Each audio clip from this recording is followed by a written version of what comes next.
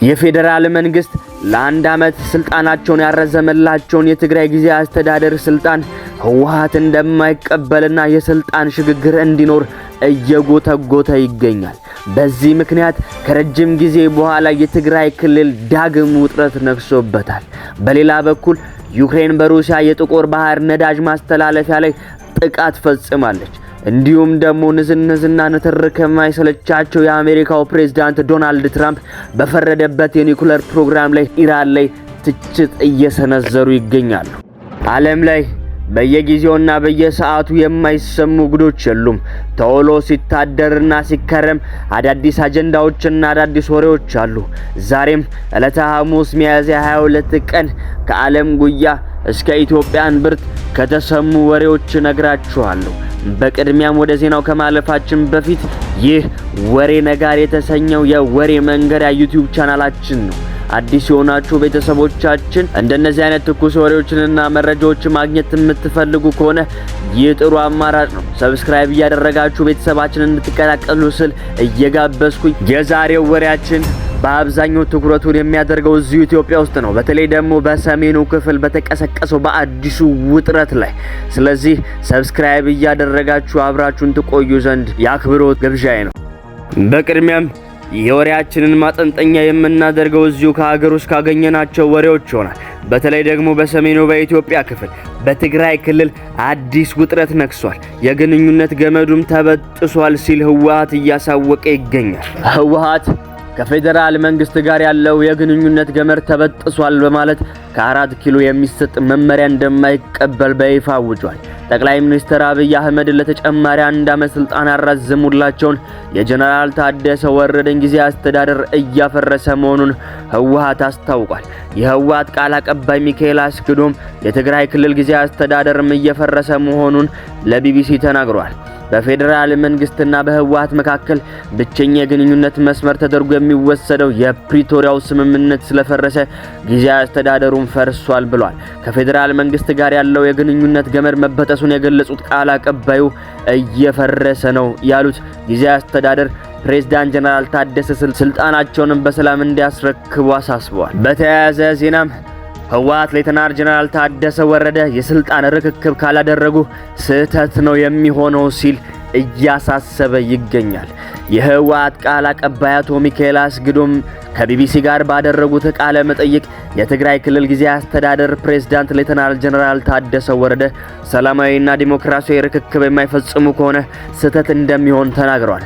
የትግራይ ክልል ጊዜያዊ አስተዳደር እየፈረሰ በመሆኑ ከፌደራል መንግስት ጋር ያለው የግንኙነት ገመድ መበጠሱን ገልጿል። ከ6 ዓመት በፊት በክልሉ ምርጫ የተመረጠው የትግራይ መንግስት ምክር ቤት ወደ ስራ እንዲመለስ መወሰኑን አስታውቋል። የፕሪቶሪያው ስምምነት ያፈረሰው የፌደራል መንግስት ነው። እኛን ሳያማክር ሌተናል ጀነራል ታደሰ ለብቻው ሾም የላከብን የፌደራል መንግስት ነው ሲሉም ጣት ቀስሯል።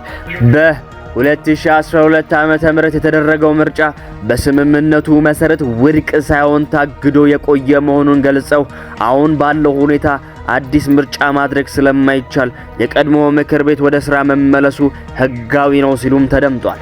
ጀነራል ታደሰ በምክር ቤቱ ለሚመረጠው ፕሬዝዳንት ስልጣን ያስረክባሉ ተብሎ እንደሚጠበቅ ገልጸው ከዚህ ውጭ የሚካሄድ ሰው ካለ ወይም ከዚህ ውጭ ከሄዱ ግን ስህተት ነው የሚሆነው፣ ትክክል አይሆንም ብሏል። ምክር ቤቱ ወደ ስራ ከተመለሰ በኋላ አዲስ አስፈጻሚ ካቢኔና ፕሬዝዳንት እንደሚሰይምም ቃል አቀባዩ አክለው ገልጿል። ፕሬዝዳንት ጀነራል ታደሰ ወረደ ከዚህ ቀደም በሰጡት መግለጫ በጊዜያዊ መንግስት ላይ መፈንቅለ መንግስት ወይም ደግሞ ኩዴታ ለማድረግ እንዳታስቡ እንዳትተገብሩትም ብለው ነበር። ነባር መንግስት ይመለስ የሚለው የህወሓት ውሳኔ አደገኛና ተጨማሪ ግጭትና ጥፋት የሚጋብዝ ነው። ውሳኔው ከተተገበረ ውድቀት እንጂ ድል አይገኝም ሲሉ ያስጠነቀቁት። መረጃው ከቢቢሲ ነው የተወሰደው። በተጨማሪም በተያያዘ ዜና ከመቀሌ ትግራይ መውጣት ፈጽሞ አላስበውም ሲሉ ሌተናል ጀነራል ታደሰ ወረደ እያሳሰቡ ይገኛሉ። የትግራይ ጊዜያዊ አስተዳደር ፕሬዝዳንት ሌተናል ጀነራል ታደሰ ወረደ ትላንትና ምሽት ርዕዮት ከተሰኘ የበይነ መረብ ሚዲያ ጋር ቃለ መጠይቅ አድርገው ነበር። ቃለ መጠይቁ እስካሁን ባለው የስልጣን ቆይታቸው ረጅም የተባለለት ነው። ፕሬዝዳንቱ በዚሁ ቃለ መጠይቅ ላይ ህወሓት የክልል ፕሬዝዳንት ለመሾም የጊዜ ሰሌዳ ስለማውጣቱ ጠቁሟል። 23 የድሮ የካቢኔ አባላት ይመጣሉ፣ በ24 ወስነው ይጨርሳሉ፣ በዛው በ24 የክልሉ ምክር ቤት ፕሬዝዳንት ይመረጣል ብሏል። እኔ የማስረክበው ነገር የለም፣ መረካከብ በሚባል አርቲፊሻል ጨዋታ ውስጥ አልገባም ያሉት ጀነራሉ ይህ አጥፊ አካሄድ ተገቢ እንዳልሆነ እየገለጽኩ ነው። የለም በዛ መንገድ እንሄዳለን ካሉ ግን እንደፈለጉ ያድርጉ ሲል ተናግረዋል። በትግራይ ያለው ሁኔታ አሳሳቢ ቢሆንም የፌዴራል መንግስት ጣልቃ እንዲገባ ጥሪ እንደማያቀርቡም ገልጿል። ሌተናል ጀነራል ታደሰ አሁን እየተወሰዱ ያሉ እርምጃዎች ህዝባዊ መግባባት ያልተፈጠረባቸውና አወዛጋቢ መሆናቸውንም ጠቁሟል። እንዲህ ያሉትን ውሳኔዎች በጠባብ መድረክ መወሰን እንደሌለባቸውና መላውን ህዝብ የሚነኩ ጉዳዮች በመሆናቸው አስቀድሞ መግባባት ሊደረስባቸው ይገባ ነበር ብሏል። ነባር ምክር ቤት ይመለስ ወይ ሌላ አማራጭ ይኑር የሚለው ጉዳይ ለውይይት ክፍት መሆን እንደነበረበትና አሁን ያለው ሁኔታ በጣም መጥፎ መሆኑን ገልጿል። የሆነው ሆኖ ፕሬዝዳንቱ ከመቀሌ እንደማይወጡም አስታውቋል። በግሌ ከመቀሌ ትግራይ መውጣት ፈጽሞ አላስበውም።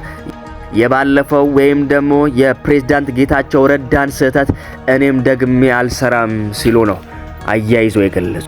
ደግሞ አሁን ከሀገር ቤት ወጣ እንበልና በመካከለኛው ምስራቅ አሁንም ውጥረቱ እንደቀጠለ ይገኛል። የአሜሪካው ፕሬዝዳንት ዶናልድ ትራምፕ ኢራን አቋሟን አስተካክላ የኒኩለር ፕሮግራሟን ለመተው መስማማት አልቻለችም ሲሉ ጣታቸውን ወደ ኢራን እየቀሰሩ ይገኛሉ።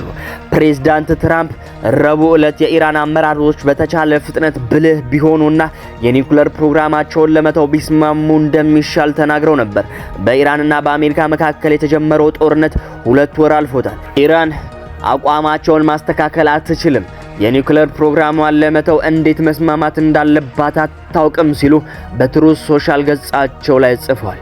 ትራምፕ በማህበራዊ ድረገጻቸው ላይ ከምስላቸው ጋር ባጋሩት በዚህ ልጥፍ ከጀርባቸው ቤቶች እየፈነዱ እርሳቸው ደግሞ AK-47 ጠመንጃ ይዘው ይታያሉ።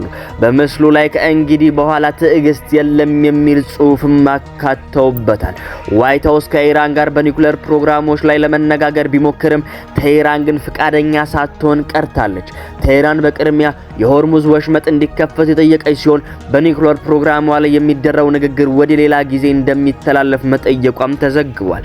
ትራምፕ ወደ ኢራን የሚገቡና የሚወጡ መርከቦች እንቅስቃሴ ላይ እገዳ መጣላቸውም ይታወሳል። ሮይተርስ የዜና ወኪል የአሜሪካው ፕሬዝዳንት እገዳው እንደሚራዘንም መወሰናቸውን ዘግቧል። ሌላኛውና ደግሞ የመጨረሻ ወሬና አጀንዳችን ሩቅ ምስራቅ ይሻገራል። ዩክሬን በሩሲያ የጥቁር ባህር ነዳጅ ማስተላለፊያ ላይ ጥቃት ፈጽማለች። የዩክሬን ጦር በሰው አልባ አውሮፕላን ላይ ትልቁን የነዳጅ ተርሚናል ማውደሙን አስታውቋል። ኪየቭ በጥቁር ባህር ላይ ጥቃት ስትፈጽም በሳምንት ውስጥ ለሶስተኛ ጊዜ መሆኑም አልተሸሸገም። የጥቃቱ ዓላማ ሩሲያ ወደ ውጭ የምትልከውን ነዳጅ ለማስተጓጎል ነው ተብሏል። ጥቃቱን በተመለከተ ከሩሲያ በኩል እስካሁን ምንም የተሰጠ ማብራሪያም እንዲሁም ደግሞ ምንም የተሰጠ ምላሽ የለም። ውድ አድማጮቼ ዓለም እንግዲህ እንደዚህ አድራለች። ዓለም እንግዲህ እንደዚህ አረፋፍዳለች። ዓለም እንግዲህ እንደዚህ ውላለች። ከዓለም ጉያ እስከ ኢትዮጵያ እንብርት የተሰሙ ወሬዎች እነዚህን ይመስላሉ። እንደነዚህ አይነት ትኩስ ወሬዎችንና ትኩስ መረጃዎችን ማግኘት የምትፈልጉ ከሆነ ይህ ወሬ ነጋሪ የተሰኘው ዩቲዩብ ቻናላችን ጥሩ አማራጭ ነው። ሰብስክራይብ እንድታደርጉ ስለ እየጋበዝኩኝ ለወዳጅ ዘመዶቻችሁ ደግሞ ሼር እንድታደርጉላችሁ አሳስባለሁ። ይሄንን ይመስል ነበር። ጤና ይስጥልኝ። በሰላም ዋሉ፣ በሰላም አምሹ፣ በሰላም እደሩ።